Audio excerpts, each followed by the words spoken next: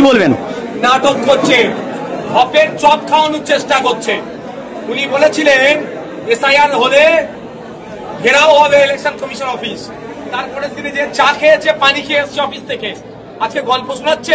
প্রায় 90,000 অফিসার তৃণমূল কংগ্রেস পরিচালিত সরকারিতে এসআইআর দ্রুত করার জন্য দিচ্ছে, আর মানুষকে বোকা বানাচ্ছে। মানুষ অত বোকা নয়।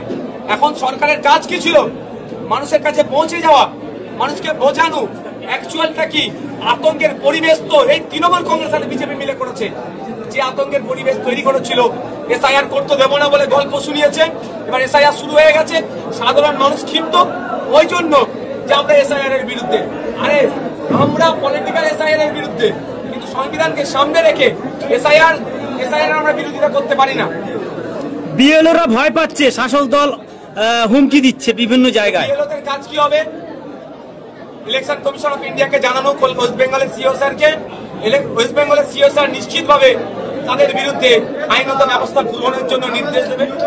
ভয় পাওয়ার কোনো জায়গা নয়। শুভেন্দু অধিকারী বলছে বাংলাদেশি একটা ভোটার বাদ যাবে না ভারত থেকে, হিন্দু, বাংলাদেশি হিন্দু।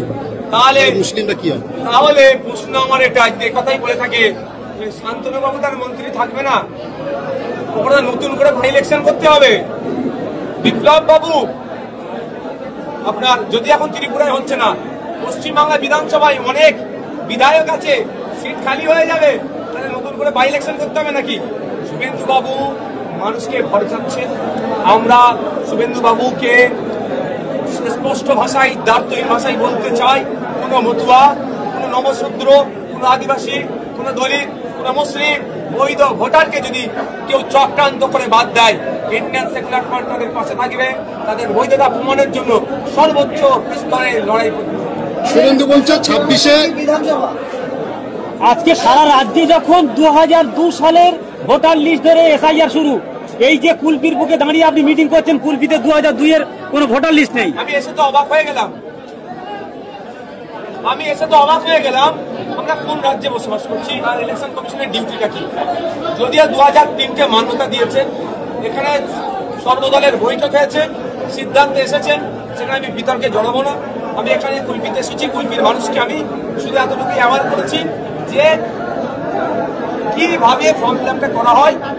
বাঘ যদি ইসিআই হয়, সরি আপনার এসআইআর যদি বাঘ হয়, বাঘকে আমাদের খাঁচাবন্দি করতে হবে কাগজের মাধ্যমে, সিস্টেমের মাধ্যমে। সেই সিস্টেমটা 26-এ যদি ভোট হয়, বিষয়টি নিয়ে গতকালই তৃণমূল কংগ্রেসের পক্ষ থেকে নির্বাচন কমিশনকে লিখিত জানানো হয়েছে 2003-এর ভোটার লিস্ট কেন দেওয়া হবে, যেখানে 293টা বিধানসভায় 2002-এর ভোটার লিস্টে মান্যতা পেয়েছে। এটা নিয়ে একটা লিখিত অভিযোগ জানানো হয়েছে আপনাদের পক্ষ থেকে। না, আমি সর্বোচ্চ লিডার হিসেবে আজকে জানলাম।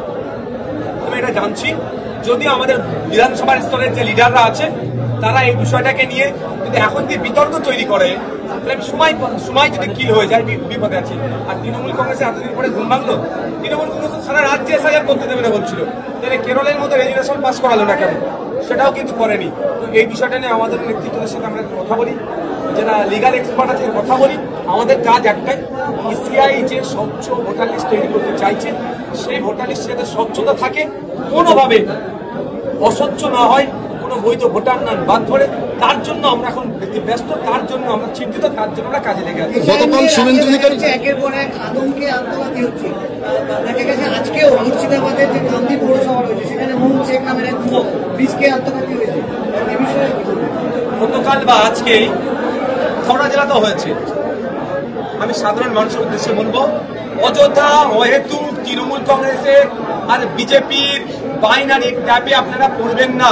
বিজেপি আর তৃণমূল মিলে মানুষকে আতঙ্কের সৃষ্টি করছে, পরে এটাকে বাইনারি পলিটিক্স করবে।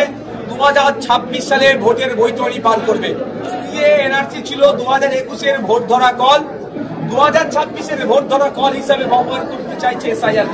আমি অনুরোধ করব, আপনার বাবার মা, দাদু, দাদি, এই 4 জনের কাগজ নতুন ভোটার লিস্ট কোথাও 2002-এর ভোটার লিস্টে যদি না থাকে, আপনারও অপশন আছে, আপনার ভোটাধিকার কেউ কেড়ে নিতে পারবে না।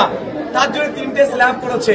একটা হচ্ছে বিফোর 1987, 1987 সালে যাদের আগে জন্ম, তাদের নিজের শুধু একটা 11টা প্রুফের মধ্যে কোনো একটি প্রুফ দিলে তারা ভোটাধিকার হিসাবে তাদেরকে বিবেচ্য করা হবে। আর দ্বিতীয় হচ্ছে 1987 সাল থেকে 2004-এর মধ্যে যাদের জন্ম, যে 11টি গাইডলাইন দিয়েছে মধ্যে যে কোনো একটি তার মধ্যে অবশ্যই আপনার আধার কার্ডটাকে ইনক্লুড করেছে। সুপ্রিম চড় খাওয়ার পরে সুপ্রিম বিহার নিয়ে মামলা হয়েছিল, সুপ্রিম কোর্ট এটাকে করেছিল। সুতরাং তখন কি করতে হবে, 87 থেকে 4-এ যাদের জন্ম তাদের হয় তার কার্ডের সাথে তার একটা প্রমাণপত্রের সাথে তার বাবা অথবা মা একটা যে কোনো ডকুমেন্টস দিলে হয়ে যাবে। আর 2004-এর পরে যাদের জন্ম তাদের ক্ষেত্রে তার ডকুমেন্টস তার বাবা এবং মা দুজনের ডকুমেন্টস দিতে হবে ওই 11টি ডকুমেন্টসের মধ্যে থেকে। 11টি ডকুমেন্টস আমরা পেয়ে যাব। সর্বোপরি রেসিডেন্সিয়াল সার্টিফিকেটের কথা বলা হয়েছে। অসুবিধা কোথায়? কেউ আতঙ্কিত হবেন না, কাউকে বিস্পান এই ধরনের কিচ্ছু করতে হবে না। আমি একটা কথাই জোর গলায় বলছি মিডিয়ার মাধ্যমে, যে মনে যদি হয় বা কাউকে ইচ্ছাকৃতভাবে অনিচ্ছাকৃতভাবে বৈধ ভোটারকে যদি ডিভোটার করে লিস্টে যদি না নাম ইচ্ছাকৃতভাবে তুলে বা অনিচ্ছাকৃতভাবে তুলে তাকে লিস্টে নাম তোলার জন্য সেই বৈধ ভোটারের জন্য ইন্ডিয়ান সেকুলার ফ্রন্ট তার পাশে থাকবে, তার হয়ে আইনে লড়াই করবে। সুতরাং কোনো দরকার নেই কাউকে তার শরীরের উপর আঘাত দেওয়া, কোনো অঘটন ঘটানো।